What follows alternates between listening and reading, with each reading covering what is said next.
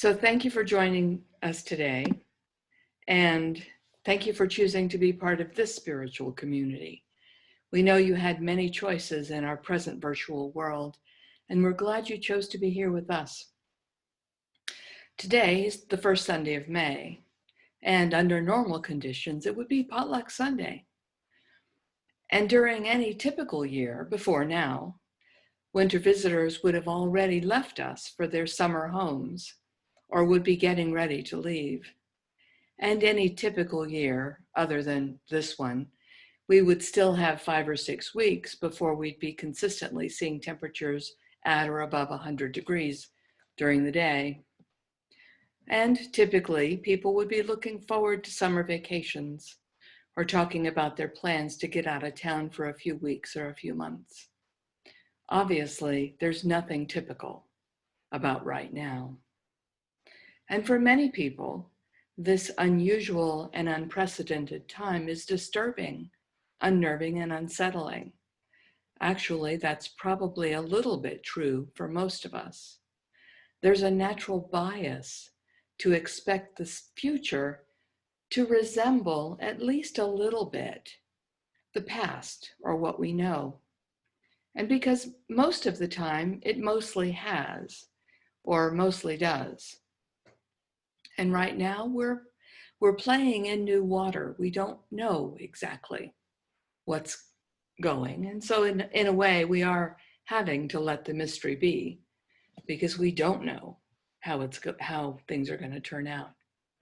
So I want to start with a poem by a poet named Lisel Mueller. She was born in Hamburg, Germany, and fled the Nazis in the war to the US with her family when she was 15. In an interview, she said, "I write a lot of poems that have tension between what's going on now in society and what has always been there. My poems are much concerned with history. The message is obvious. My family went through terrible times.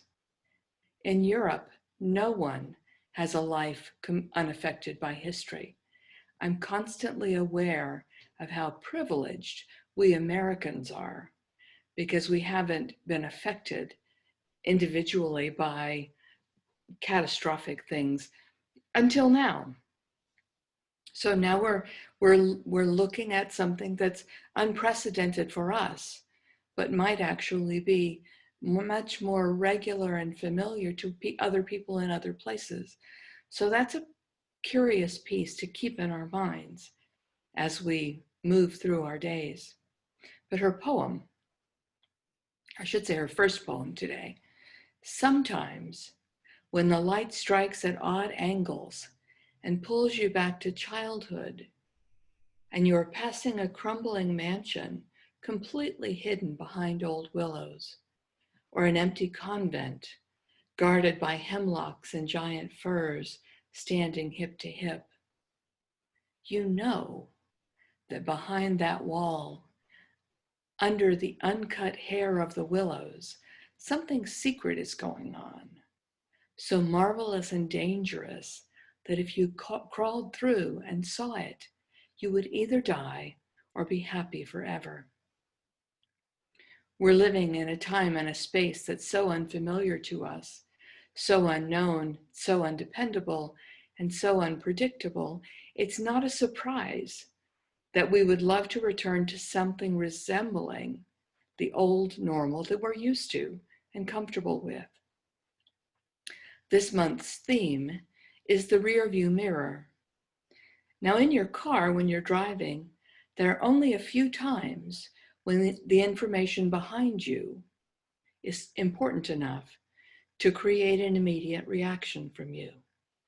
When a police car or an ambulance or a fire truck are immediately behind you and, doing their lights and their sirens, then you probably should do something. Mostly, what's behind us serves as information, but not something that causes a change in our reactions. So we get to look at our expectations of what has been and how we expect the future to resemble the past, and recognize we are indeed walking in new ground. And like you, probably, I still can't get over shopping at the grocery store and staring at the empty aisles where paper products and cleaning supplies used to be and are supposed to be. And I was talking with a friend who shops at a military grocery store in Tampa on Friday. She was talking about her grocery store and the rationing that was going on there for meat and dairy products. And since whole chickens were limited to 2 per household, she bought 2, even though she only needed 1 for her meal planning for the week. It is human nature, right? If we know we can have 2, we're going to take 2. Because when we feel uncertain, we grasp and we cling.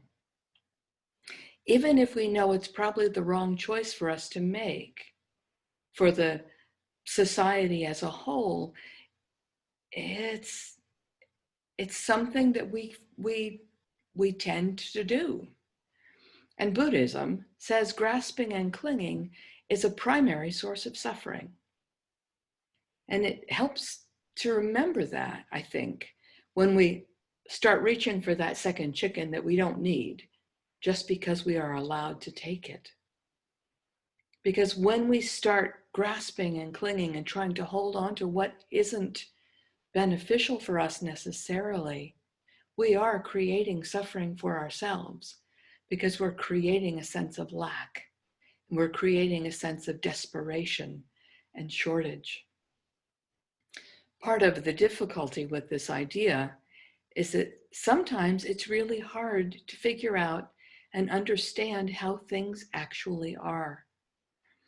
There's a very creative and telling diagram that was shown on the internet. A couple of folks posted it on their Facebook page that showed how many different points of view and how many different points of view are operating at the same time in people's minds with respect to this coronavirus and different concerns that a lot of people are having with it and how different groups of people are reacting to it. I am going to attempt to show my screen. So hang out with me for a second while I do this manipulation. And let's see if I can do this. There's step 1. There's step 2. Yes. Yay. Okay. So and I've posted this on our Facebook page. So if you want to take a look at it, I'm sure it's not much bigger than a postage stamp if you're on your phone. But if you're on your computer, you might actually be able to read it. But what it is a 5-pointed star with little bubbles hanging off of the edges. And it's different points of view about the virus. And what I have noticed in myself and in others, many of us are experiencing these contradictory points of view at the same time. And the problem is, of course, they're contradictory, so they're fighting each other. So I will read you what the different points of view are. 1, people who are taking the virus seriously and social distancing. 2, people who are concerned with increasing authoritarianism and surveillance in governments around the world. 3, people who are concerned and directly impacted by the ongoing economic collapse they see in their community. In the space before we started this morning, there were a couple of people talking about how the presence of the virus and the closing of businesses has actually dramatically shut them down. And so I know that many people who are in service businesses or service industries have been directly and sometimes catastrophically impacted by this economic change that we're having in our community. 4, people who see that nature is responding well to a world slowed down and that capitalism as a normal condition was making climate change worse. And 5, people that know a better world is possible and feel that this moment presents us with a good chance to make that idea real. And in the middle of all of these contradictory points of view, in the middle of this star with all these different aspects, is me and all my friends. Because very few of us are holding one of those positions to the exclusion of everything else. Because we recognize everything is interconnected, and it's concern about the virus, concern about people who are at risk, concern about not sharing things we don't want to share, concern about the economy, concern about people telling us what to do. So it's all of these interwoven and conflicting pieces of information. So now I'm going to stop sharing, and you can go back and look at that on our Facebook page if you want to stare at it some more, okay? So there's that. And then I do this so I can see my notes. No, that's not right. So I can see my notes. Okay. So, and I also know that all of us would love to have our creature comforts back. We're getting inventive with haircuts, except for people who have shaved, bald heads and shaved them. We're missing dinners out on the town where someone else does the cooking and cleaning for us. I am missing massages. We're missing gatherings on Sunday. We're missing potlucks. We're missing concerts and movies and theater and in-person plays and, exercising with groups or whatever. And we're in this unusual in-between space. There's a writer, he's actually a Christian writer by the name of Richard Rohr. He does a daily email newsletter thing that he puts out. He's got a group that has a center in New Mexico that's also shut down. They're just online like all the rest of us. But this week, he just finished up a week-long series on the liminal space. And on Friday, he quoted Brandon J. Robertson, who wrote, "In moments of transition, we are simply to be. We are to pause and acknowledge that a transition is taking place. Instead of seeking to abruptly bypass through the threshold, we are to tarry. We are to wait. We are to stop. A new reality is emerging, but we can't see beyond the threshold. All we know is that we exist in this moment where everything is in transition. We may experience a new way of being, but we can't yet sense what it will look like." Rohr continues, "None of us has a reliable crystal ball. We don't know what lies ahead in this uncertain moment of history. Yet we do know we're called into relationship with ourselves, with our Creator, and with each other. It is through this liminal space that we may taste, however briefly, experience of divine union, recognizing the radical oneness, the unity we enjoy with everything, simply because we're here at this time, simply because we've been born." The first time I heard or was aware of hearing this word liminal, I was in a biology class, and the teacher said the surface of a pond was a liminal space, not exactly water and not exactly air. She also said that creatures that lived in that in-between space had unusual characteristics, like the ability to walk on liquid water. People are generally uncomfortable living in this liminal or intermediate space. We like to know how things are, how they work, and how they're going to be. Some of you who were with us on New Year's Eve last year and came to the Crossing the Threshold ceremony will remember that I talked about that threshold space being an in-between, a pass-through. When we're walking through the space, we're not the same as before, and we're not the same after, unless, of course, we choose not to be changed by the process. So, if you happen to see people on the news who militantly want everything to go back to the way it was, they're going to get their airtime. They may have some success, and they may be horribly surprised.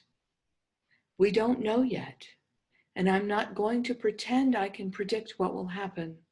My crystal ball's not that good. And many of us live in that intersection of that star, that 5-pointed star I showed you earlier. My friends and the children of my friends who live in parts of the country and of the world that is reopening now, most of them are going to wait and see before they go out and rejoin the public. From Joseph Campbell, we must be willing to get rid of the life we've planned so as to have the life that's waiting for us. The old skin has to be shed before a new one can come. If we fixate on the old, we get stuck. When we hang on to any form, we're in danger of putrefaction. If you need to look that word up, it's fun. Hell is life drying up. The hoarder, the one in us who wants to keep, to hold on, to keep the status quo, must be killed. That's a little severe for my taste. But if we're hanging onto the form now, we're not going to be able to have the next form. You can't make an omelet without breaking eggs. Destruction before creation. In the Hindu mythology, the goddess of destruction, Kali Ma, she's this really gruesome, gross, necessary creature because she has to act and do big destruction before a new thing can be born. So we're in this space of destruction of what has been before new can appear. And for us, opportunities to find deeper powers within ourselves come when life seems most challenging.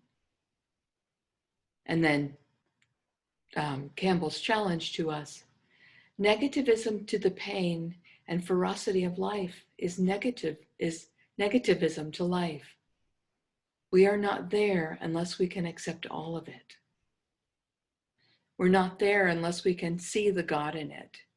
That's my words, not his. We're not there until we can see there must be good, there must be value, there must be benefit in it. So what do we hold on to from the past? The idea of memories is there's something there that's worth grasping, right? There's something there that's worth maintaining, that's worth keeping as sacred in a way. What do we keep from our history, our memories, and our experiences? And here's the caution. We don't benefit from holding tightly to the experiences themselves or even the memories of those experiences. What we do benefit from, focusing on, recreating, and remembering is how it felt. If there were experiences that enlivened us, helped us feel safe or loved or cared for or encouraged or pointed us toward in the direction of our expansion, of the desires of our hearts, those are the memories worth sharing, worth remembering, worth repeating, not because of the memories themselves, but how they changed us and made us become more than we were in the past. Fixating and replaying historical situations that are constrictive and limiting just keep us small and trapped. As Campbell wrote, if we're hanging on to the form now, we're not able to have the next form. So we free ourselves by choosing to remember and focus on the good stuff, or the good that arose as a result of that happening. And if we have trouble seeing how an experience can be shifted to the positive, that's when it's time to ask for help or support in reframing an old story and seeing it in a new light. That's why our morning meditation practice began 6 weeks ago. I needed we needed a way to take our current experience and see it in a new light. And so as we continue to roll with the punches, whatever they are, we find a useful and beneficial space to live in and live from. Part of yesterday's reading in the morning practice was from Ernest Holmes' 365 Science of Mind. The kingdom of heaven is at hand and is within me. I am in constant contact with the indwelling spirit. I am renewed, guided, and led hour by hour by the almighty power of omnipresent love. When we can remember that, we live, move, and have our being in that perfect protected haven, that space of the almighty power of omnipresent love that lives as us, through us, in us, and for us. Then it's easier to find a place to stand and live from in these awkward and uncertain days. So I want to close with two pieces of poetry. The first is another poem by that German poet, German-American poet, Lisel Mueller.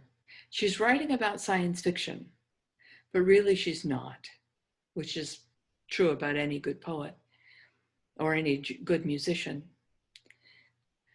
The poem goes, "This is not fantasy, this is our life. We are the characters who have invaded the moon, who cannot stop their computers. We are the gods who can unmake the world in 7 days. Both hands are stopped at noon. We're beginning to live forever in lightweight aluminum bodies with numbers stamped on our backs. We dial our words like music. We hear each other through water.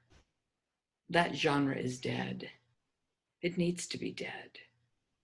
Invent something new. Invent a man and a woman naked in a garden. Invent a child that will save the world. Invent a man who carries his father out of a burning city. Invent a spool of thread that leads a hero to safety. Invent an island on which he abandons the woman who saved his life with no loss of sleep over his betrayal. Invent us as we were before our bodies glittered and we stopped bleeding.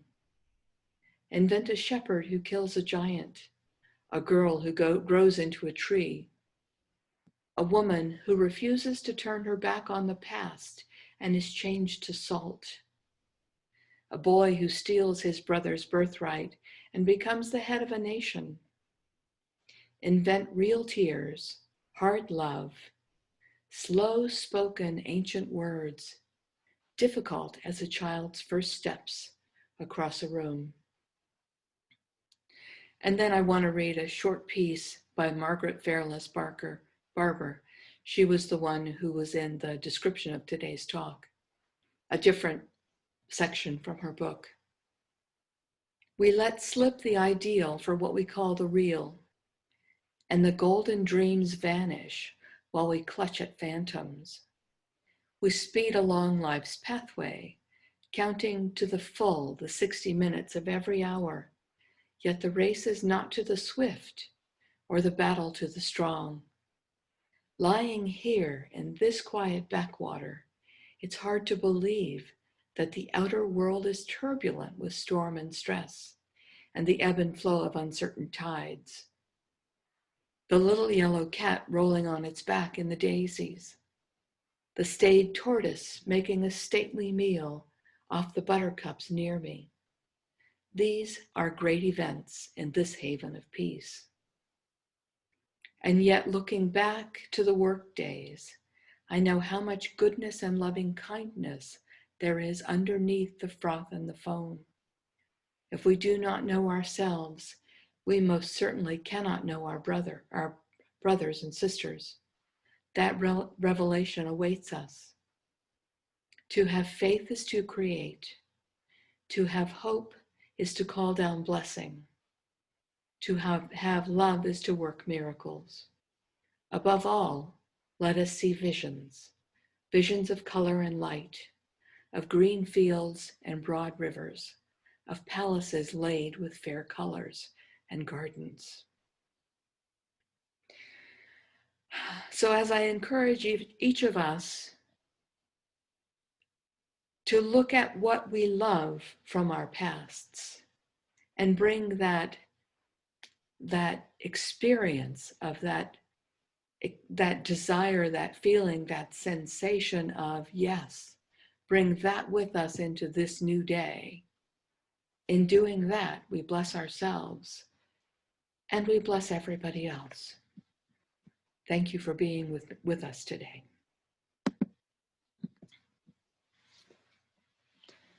So I want to close with a prayer. And I want you to take a minute and think, ponder, imagine that good from your past that you want to bring into your future. And it'll be a feeling or an emotion or some juicy way of experiencing life that just fed you massively, totally, wholly. And probably it will involve other people too, because we are social creatures. So hold that in your mind while I say the words. Breathing in and out in this holy place, I celebrate life. I celebrate the divinity of all nature, and all beings. I know that this life shows up as me and as everyone also, and as each remembers this wholeness, this aliveness, this joy, this peace, this way of being together, even without that physical contact. We're still interconnected like that Indra's net, fish net that I talk about often enough. There's nothing we can do to disconnect except forget that we're already connected. And that shift, that forgetting, doesn't mean that we're not connected. It just means we've forgotten. So in pulling myself back into that space of oneness, and in reminding me that each one forgets and remembers and forgets and remembers, I stand in that wholeness. I stand in that unified breath. I stand in that space of life that lives as me and lives as all. And I celebrate and I bless the perfection of this experience, knowing that good and greater good are the natural outcome. In fact, the foregone conclusion when I choose to see it.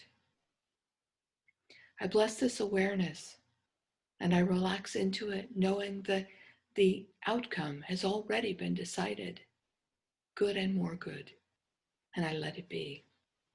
And so it is. Thank you.